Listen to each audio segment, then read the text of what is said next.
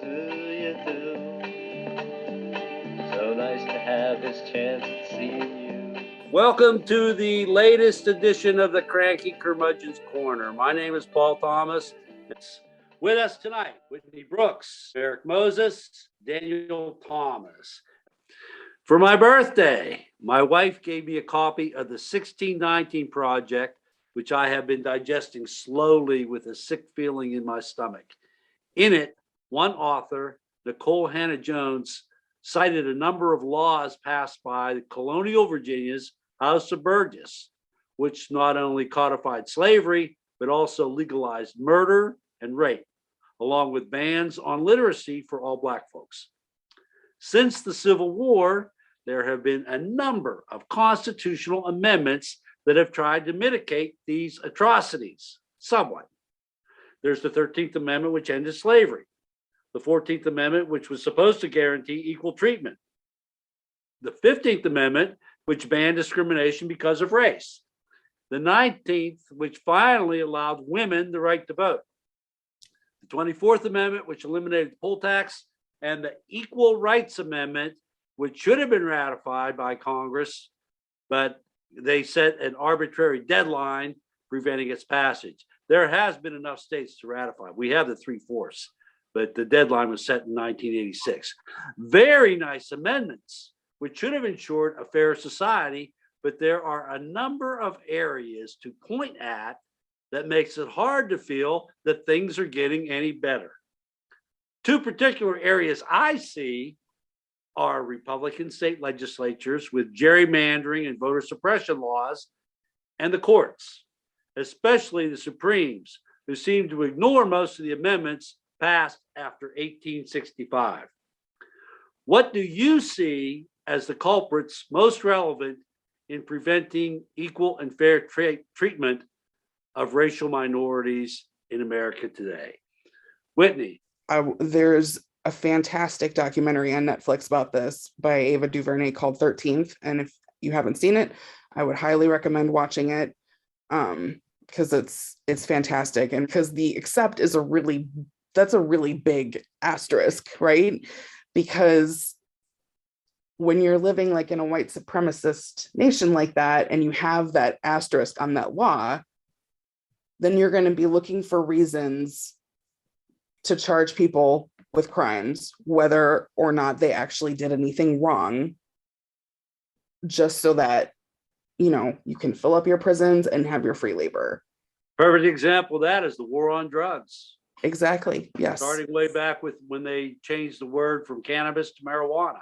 Mm-hmm. When you look at the statistics, white people have the biggest drug problem in this country, but Black people have the most drug convictions, possession of marijuana, not, anything dangerous and hardcore. Okay, Merrick, Whitney cited some flaws in the way the 13th Amendment was constructed. What do you see we need or the reasons that are preventing a fair society? Well, as I said before, the fear of genetic annihilation, because people have been fed the myth that white people are the majority, where white people are completely not the majority of anybody in the world, and have been always a minority on the planet. And so in America, there was this fake white racist utopia that was created with this idea that white people are the majority and then everybody else is the minority, which was basically a lie, particularly if we talk on a global scale. But now in the 21st century, we see that the demographic shift in America is changing. Supposedly by 2040 or 2045, America is supposed to be a majority people of color nation. I would surmise this, that we've probably been that way for at least the last 10 years. However, people hide, people are afraid to get caught by immigration, people don't trust the government, people don't trust the census. Hence, we may have gotten 14 numbers from that.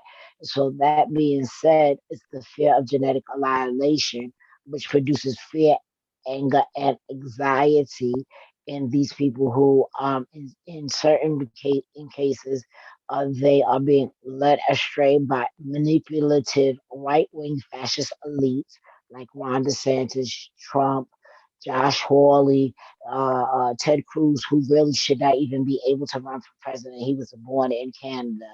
And I don't know who his allegiance is to. Is it from Canada, Russia, or America? I don't know because his behavior says otherwise. And just a whole number of sycophants and racists who are currently, and I'm going to inject senators and Manchin and Sinema in the mix. These are all Dixiecrats, if you ask me. And I think that one of the mythologies that needs to end and be really deaded right now is that the founders were somehow inspired by God or whatever. If they were inspired by God, it was the God of the underworld because they created a system which guaranteed in their mind the in perpetuity the subjugation of a black and native people and all others who are not white. It is embedded in the Constitution. So anything springing from this document has the taint of anti-humanism and racism. And until we deal with that, the evil of these people, we won't see that. You know, there's a move right now to basically obliterate history from the history books.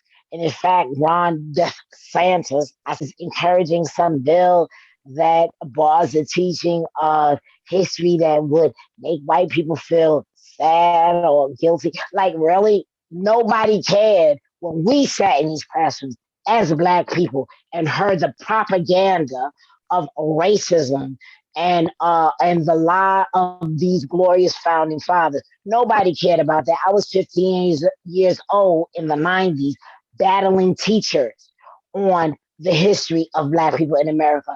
Like we was happy being slaves. So I want to kill all that noise. That is a lie. And so until we face the real history, we're always going to repeat the cycle. And I'm going to tell you right now, as I said before, there are groups of young black people that are not going for it. They're tired. We all tired. And we're not going for the miseducation. We're not going for the propaganda anymore. In fact, we wrote about the miseducation of the Negro like 100 years ago through Carter G. Woodson. So we've always known the game is now for white people to catch up and decide whether they're going to continue the falsehood and the delusions, or will they step into the reality of their own humanity, which white supremacy robs them of. Okay. Dan, I guess you're going to have to follow Merrick here. Yeah, no. The final Thanks, answer to the Merrick. question. Go ahead. I do not disagree with anything that Merrick or Whitney said. I do want to expand a little bit on what Whitney was talking about with the 13th Amendment, because prison labor is gross. And I know we used prisoners, and when I say we, I'm talking about the government. In California, the prisoners were used to fight wildfires for the past 2 summers. But those prisoners who were forced to fight wildfires, who were theoretically picking up a valuable skill that could be lucrative after they are released, are not actually qualified to be firefighters under California law. So the government of California took those people, forced them to do a dangerous job for which they were paid a pittance compared to a professional.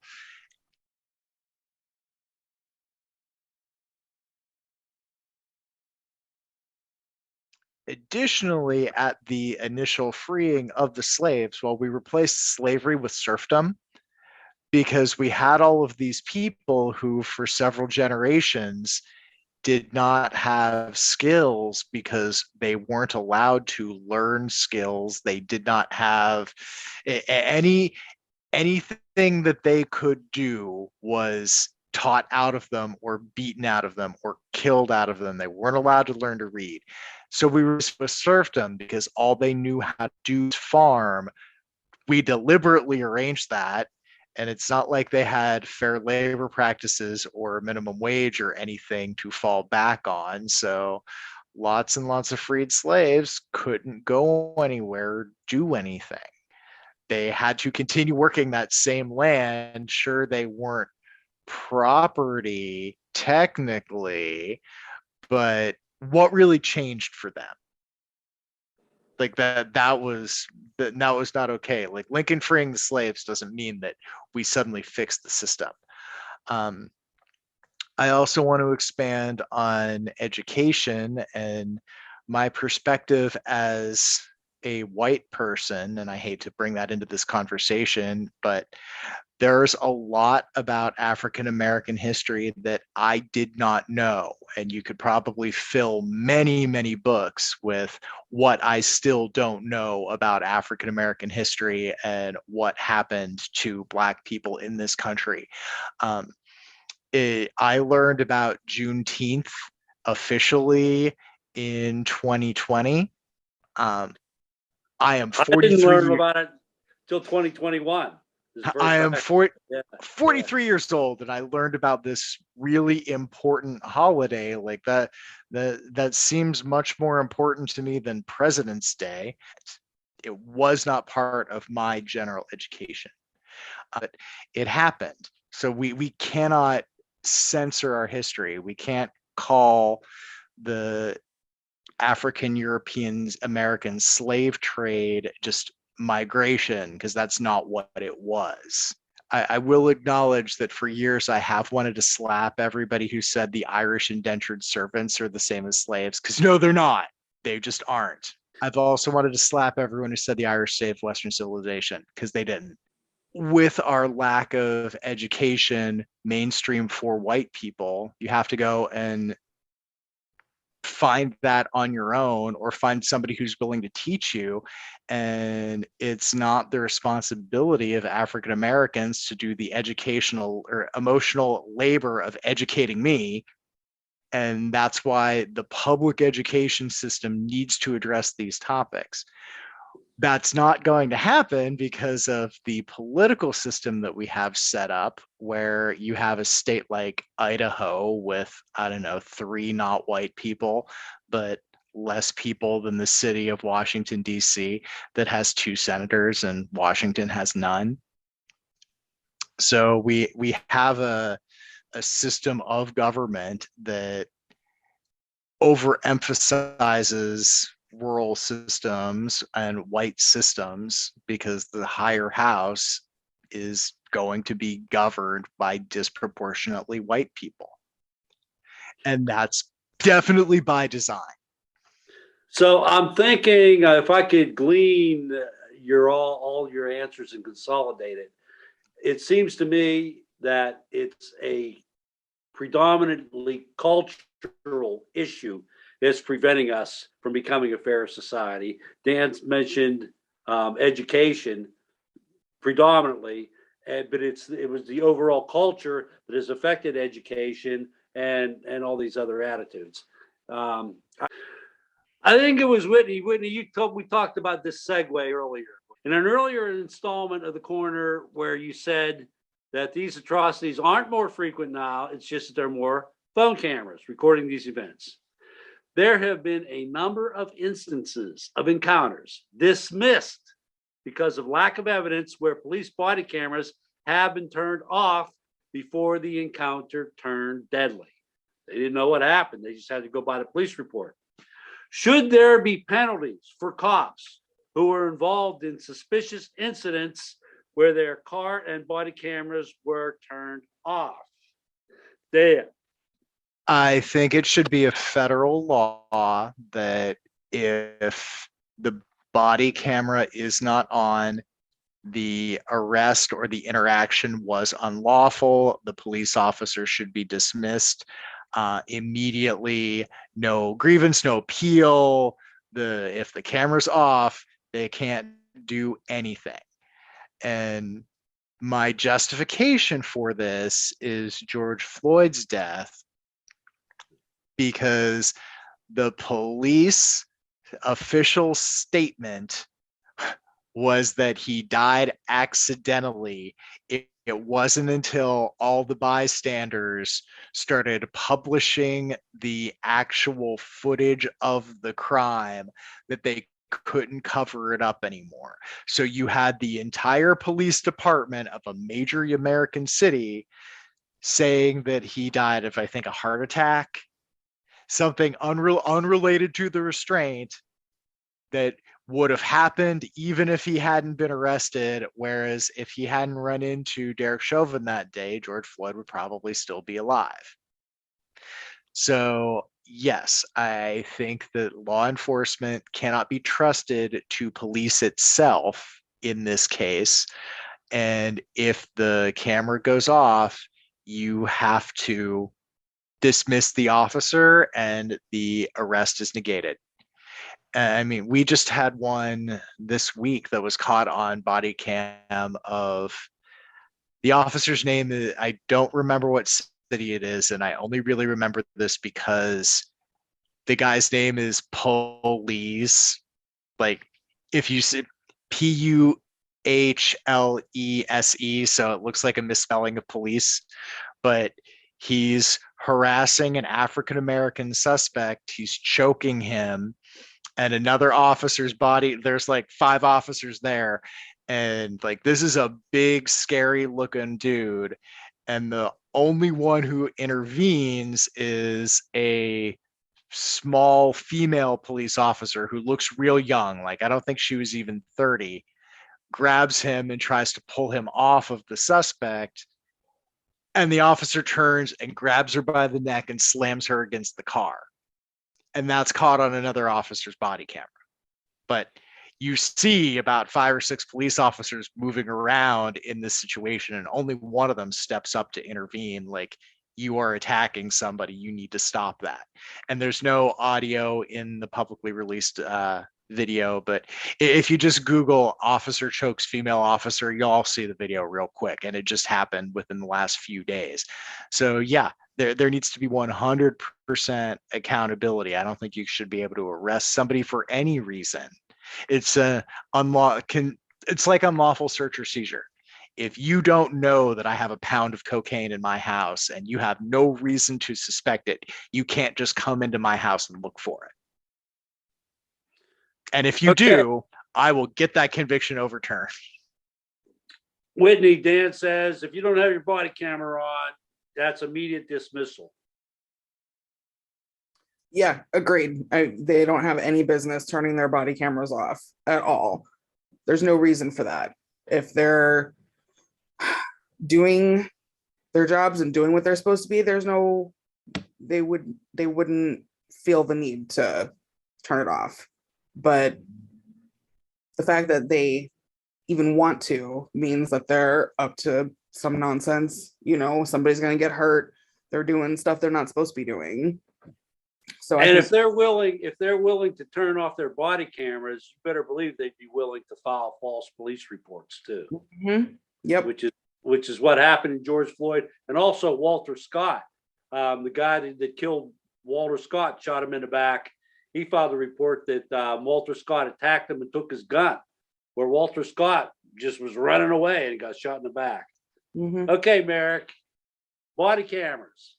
If you turn it off, what should be the consequence? There should be a fine, and if there is a crime that was committed while the police had their body camera off or interviewing a suspect or whatever, there needs to be definitely a penalty, which may involve jail time. I want to put out in the space that the reason, first of all, that we have body cams, particularly in Baltimore, is because of Baltimore City State's Attorney Marilyn Mosby, because of what happened to Freddie Gray. That conversation around Freddie Gray changed the conversation around the country. This had already been building up from when Mike Brown was murdered by the white supremacist cop, I forgot his name, who claimed that this child was a monster. That being said, hadn't been for her and her advocacy in bringing these charges against these officers, I doubt we will be having police body cam conversations like we do today.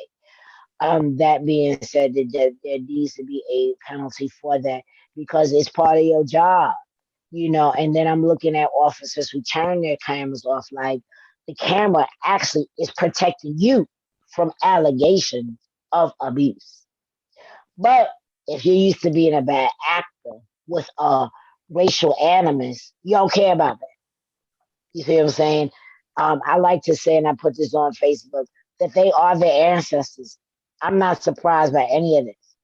What I am surprised is how docile the public is in dealing with these issues, right? A lot, unfortunately, the lie and the mythos of rugged individualism in America has caused us to live in a society where people are extremely self-interested and don't care about the whole. But if the situation were reversed and we were not so self-interested and narcissistic and rather really look out for our neighbors, right? Then a lot of this stuff would not be happening. Well, I just hope that situations would, including what we're doing here tonight, would show that not all of us are just sitting back. Some of us really would like to see what you're suggesting happen. Okay, I mentioned in several earlier episodes that I do not believe the Civil War ended in 1865, but is in fact still ongoing. I also believe that it won't end until the forces of the Confederacy are no longer accommodated, but completely defeated. By this, I mean that until we hold all criminal acts of violence legally accountable by the laws we already have on the books, this war and the civil unrest perpetuated by it will continue. All this talk by Biden about a unified America is just Pollyanna bullshit until we develop the political will to put these sons of bitches in jail. Am I wrong? Or do you see any other way than what I just described as a pathway to a just society? Now, I had some criticism about this question from a person involved in this production who said, does that include Black Lives Matter and Greenpeace?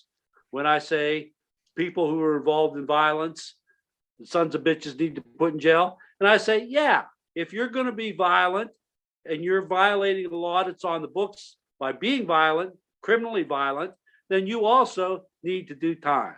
So unless we do put these people in jail who commit these crimes, I don't see any other way we can get past it. Dan, what do you think?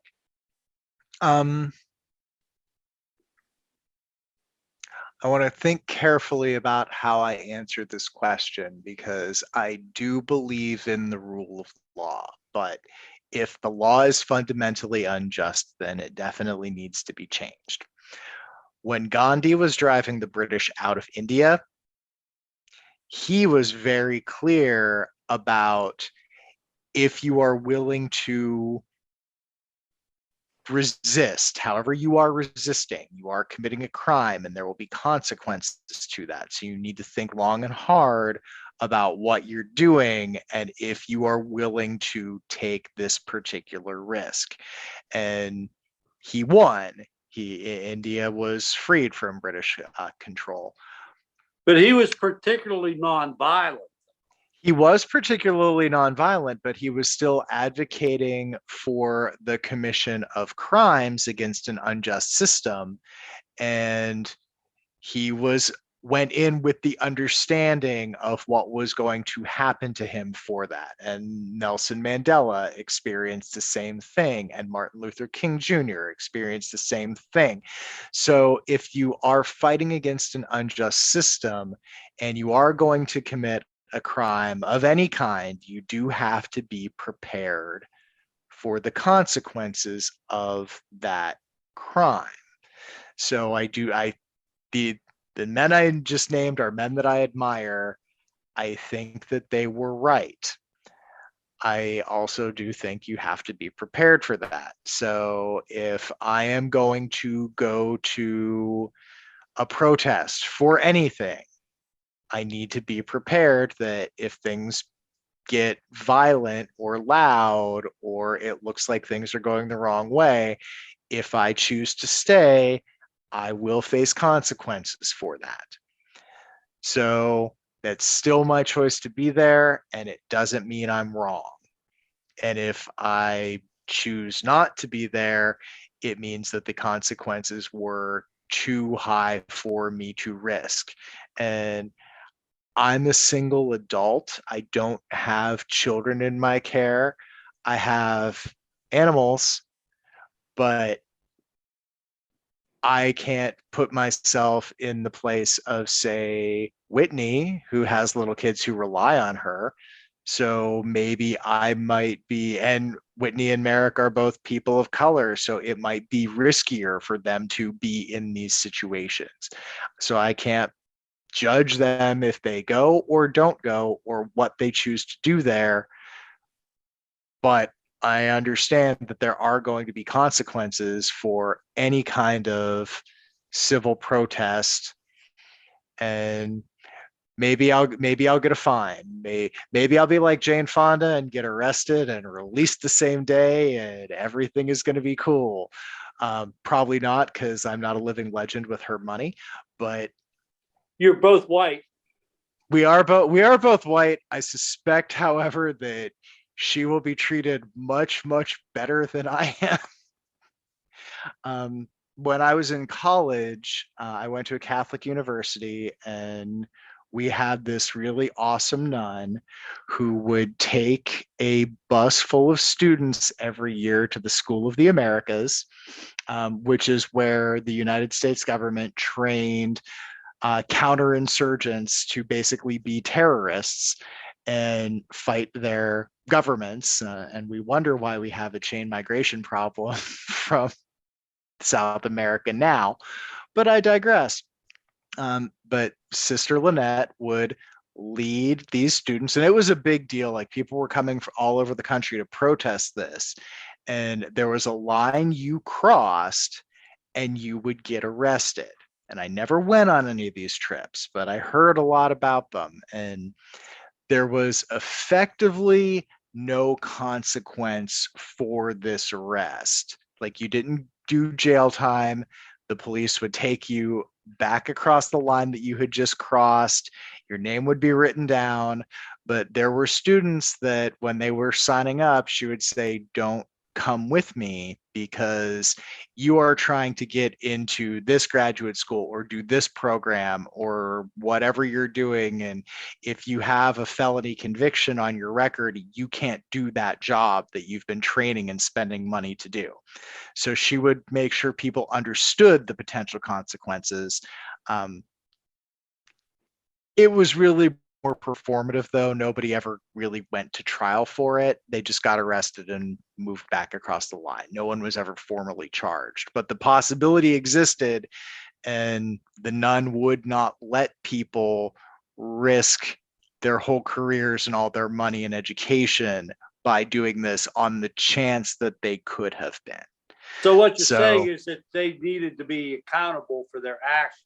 Yes. There were consequences, and they needed to be counted. Okay, what I'm talking about are these people that go around with guns, and in the earlier days with nooses and lynching people that weren't held accountable for the actions. And until we make them accountable, those people, then I don't think we're ever going to get past this racial animosity that we've been experiencing since our inception as a nation, or our inception as a European settlement. 1619 is what was where it started. Well, and we're not going to get past that if we don't hold people accountable. And the immediate response, like you were saying, is, well, what about these other groups where things have turned violent? And yes, if things turn violent, people do need to be held accountable for that level of violence. But it's not like the Capitol insurrection where 6,000 people got turned violent. Most of the protests that involve Black Lives Matter were extremely peaceful, with just a few more violent actors who, honestly, I can't really blame them for being pissed off and violent. The gay rights movement was started by the Stonewall riots, and those cops are lucky they got out of there alive, and they did not deserve to. Okay, you see another path forward, Whitney, other than what I described about putting these sons of bitches in jail who choose violent intimidation on people other than themselves? Because honestly, I could turn around and say the same thing about, drunk white people who will flip police cars and set them on fire because their football team lost or won, for that matter. So, especially when it won. Yes. I don't think that the type of change that is needed will happen without riots to a degree. Because I feel like in order for change to happen, people say, why can't we just have peaceful protests? Why do we have to riot also? And I think that you need both, honestly, in order to move forward. I don't think that one without the other is effective. And like Merrick said, there's a generation of young Black folks here who are tired, we're angry, we're pissed off, and we're just not having it anymore. And I watched this video once about this woman who in response to the riots in the summer of 2020 and talking about like, oh, people losing their businesses, their livelihoods and stuff like that. And she countered with a very long speech about the Tulsa massacre and Greenwood and, all the other times that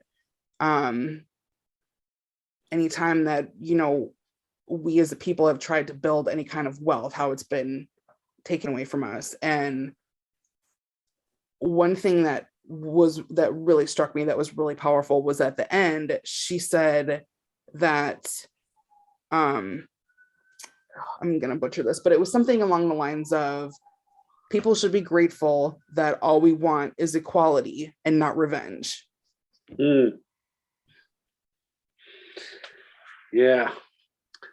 Okay, Merrick, you're going to have the last word this evening, but the question is, in reference to what Whitney just said, that we're going to need a little bit of violence to make this thing, to get people's attention.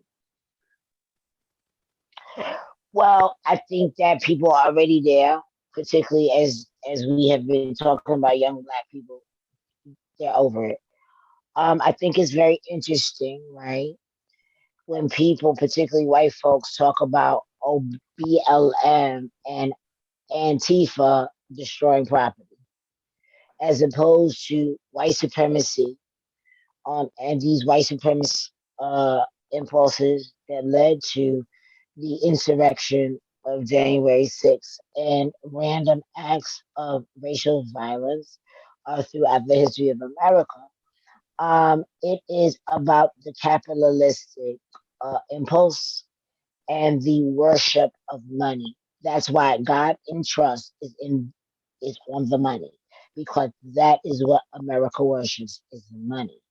And so equating property crimes with crimes of like Carl Rittenhouse killing people in a space where he was not supposed to be, carrying a gun that he should not have had, tells me that the worship of things is more important to many Americans than the sanctity of life.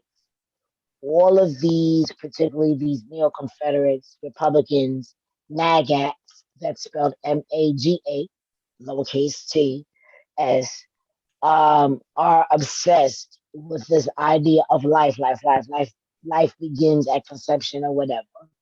But when it comes to actual human beings living, they don't want us to live. They want us to die. hence the continuous effort to marginalize people of color, particularly Black people, and deprive us of life, liberty, and the pursuit of happiness for capitalistic gain. So I don't equate property crimes with the crimes against humanity, which United States is very, very, very adept at and has never been punished.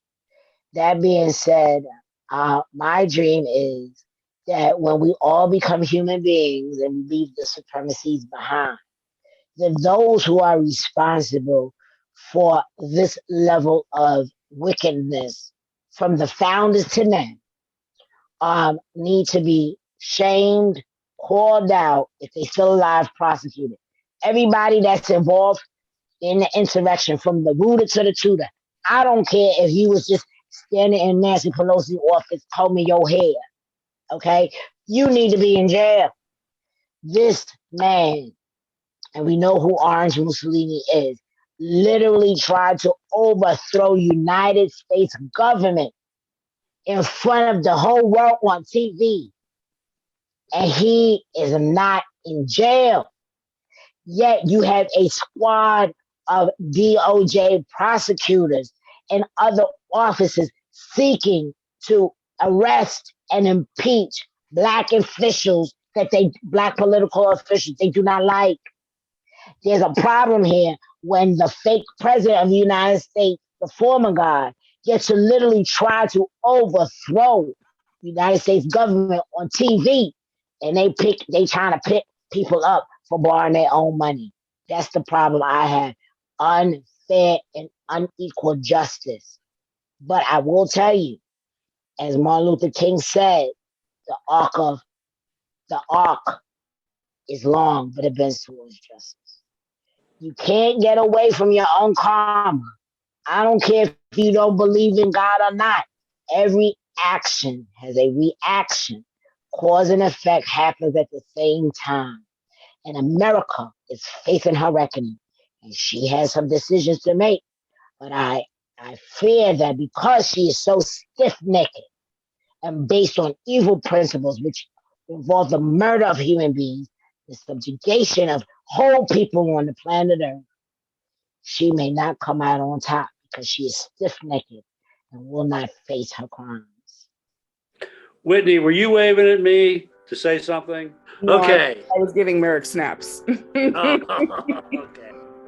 All right. I want to thank this panel. Wow, you guys,